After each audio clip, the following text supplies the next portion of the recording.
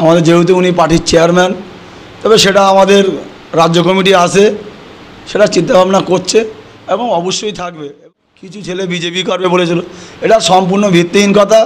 কেন আবার একটা কথা বলি, এই সিপিএম কংগ্রেস বিগত দিন কিছু কিছু কার্যকলাপ এনাদের যা কাজ করেছে, তার জন্য সবাই তো সমান হয় না, কিছু কথা হয়তো বলতে পারে, তবে আমি বলবো এটা সম্পূর্ণ ভিত্তিহীন কথা। তার মধ্যে আপনারা সবাই দেখেছেন এর আগে যে ভাঙড়কে কীভাবে করেছে।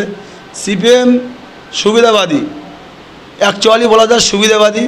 সিপিএম কাজ মিটে গেলে লাথি মারে, কেন যেহেতু পঞ্চায়েত বোর্ডে আমরা ওনাদেরকে পাশে পাইনি, তবুও আমরা সিপিএমের ওপরে আস্থা রাখছি, এখনও পর্যন্ত ওনাদের দরজা খোলা আছে।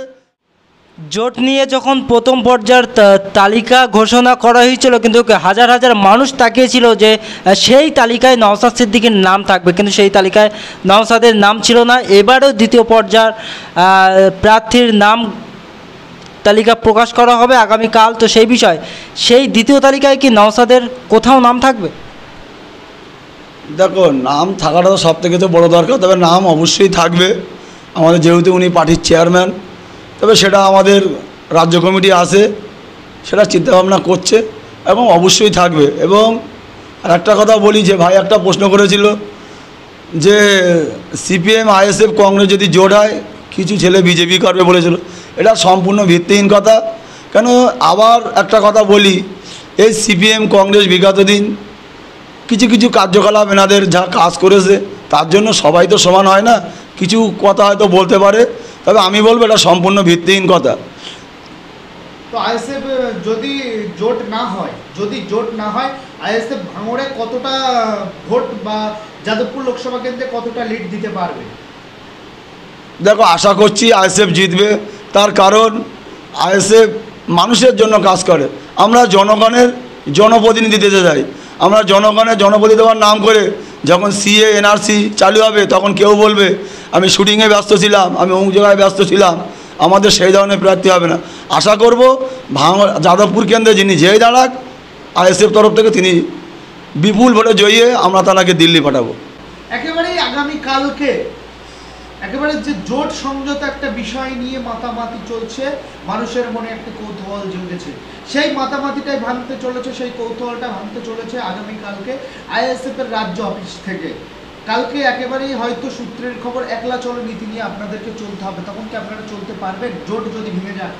দেখো, আমরা সর্বপ্রথমে বলি ফের একটা কথা, আমরা মানুষকে শান্তি ফেরাতে এসেছি, ফের বলেছি আমরা মানুষকে যে শাসক দল যেভাবে অত্যাচার করেছে বিগত দিন, আমরা তাদের বিরুদ্ধে এবং বিজেপি টিএমসির বিরুদ্ধে আমরা এক হয়ে লড়তে চাই। কিন্তু তার জন্য আমাদের রাজ্য কমিটির নেতারা আছে এবং আমাদের পীরজাদা নওশাদ সিদ্দিকী মহাশয় পার্টির চেয়ারম্যান, তাদের আলোচনা চলছে, সেটা সময় বলে দেবে। আগামীকাল জোট হবার কথা চলছে, কালকে দ্বিতীয় তালিকার প্রার্থী ঘোষণা হবে। তো সেই ক্ষেত্রে সম্ভাবনা কতটা রাখছেন সিপিএম আইএসএফ জোট হতে পারে? দেখো ভাই, আমরা কোনো গুন্ডার আদর্শই চলি না, আমরা পীরজাদা নওশাদ সিদ্দিকী মহাশয় আদর্শই চলি। আমাদের পীরজাদা নওশাদ সিদ্দিকী মহাশয় তিনি যেটা বলবে সেটা আমরা অক্ষরে অক্ষরে পালন করব। দেখো, আমাদের এমন একটা চেয়ারম্যান, তিনি মানুষের জন্য কথা বলে, তিনি যারা লুটে বেটে খায় তাদের বিরুদ্ধে কথা বলে। একমাত্র এই নওশাদ সিদ্দিকী বাঘের বাচ্চার মতন কথা বলে, আর যে কটা এমএলএ আছে সব পকেট ভর্তি করা এমএলএ আছে, কারো বাড়ি ইডি যাচ্ছে, কারো বাড়িতে সিবিআই যাচ্ছে, কিন্তু নওশাদ সিদ্দিকের বাড়ি আইএসএফ কোনো নেতার বাড়িতে সিবিআই ইডি যাবে না। কেন? এনারা মানুষের জন্য লড়ে, এরা মানুষের চোখের জল মুছিয়ে দেয়, মায়েদের চোখের জল মুছিয়ে দেয় এই আইএসএফের ছেলেরা।